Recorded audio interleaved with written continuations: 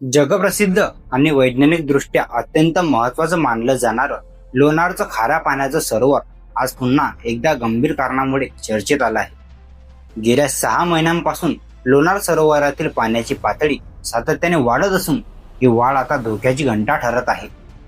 52,000 वर्षापूर्वी झालेल्या उल्कापातातून तयार झालेलं लोणारचं हे खाऱ्या पाण्याचं सरोवर आज अनेक अनुत्तरित प्रश्न उभे करत आहे। गेल्या काही महिन्यात सरोवरातील पाण्याची पातळी इतकी वाढली आहे की भाविकांचं श्रद्धास्थान असलेल्या कमळजा देवीचं मंदिर सुमारे 15 फूट पाण्याखाली गेलं आहे। विशेष म्हणजे इतिहासात आजपर्यंत हे मंदिर कधीही पूर्णपणे पाण्याखाली गेलं नव्हतं, मात्र यावेळी पहिल्यांदाच मंदिर पूर्णपणे जलमग्न झाल्याचं दृश्य पाहायला मिळत आहे। लोणार सरोवर केवळ धार्मिकच नाही तर वैज्ञानिक दृष्ट्याही अतिशय महत्त्वाचं मानलं जातं। देश विदेशातून शास्त्रज्ञ, अभ्यासक आणि पर्यटक या सरोवराचा अभ्यास करण्यासाठी येथे येत असतात। मात्र अलीकडच्या काळात या खाऱ्या पाण्याच्या सरोवरात माशांची उपस्थिती आढळून आली होती आणि आता पाण्याची पातळीही अकालनीय पद्धतीने वाढत आहे। खाऱ्या पाण्यात मासे कसे टिकतात? पाणी वाढतंय तरी कुठून? भूगर्भातून पाणी येतंय का?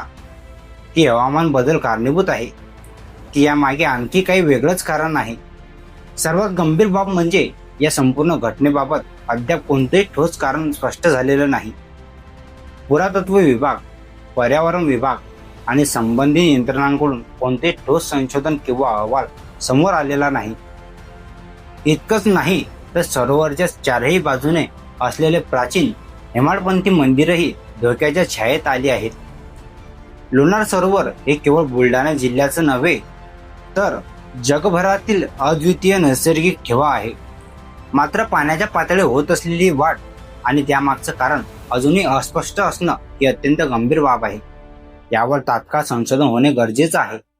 प्रशासन आणि संबंधित विभागांनी याकडे लक्ष देणं आवश्यक आहे। लोणार सरोवर नेमकं काय संकेत देतंय? हा निसर्गाचा इशारा तर नाही ना? या संपूर्ण विषयावर तुमचं मत काय आहे? कमेंटमध्ये नक्की कळवा आणि विदर्भ लाईव्ह या YouTube चॅनलला सबस्क्राईब करा।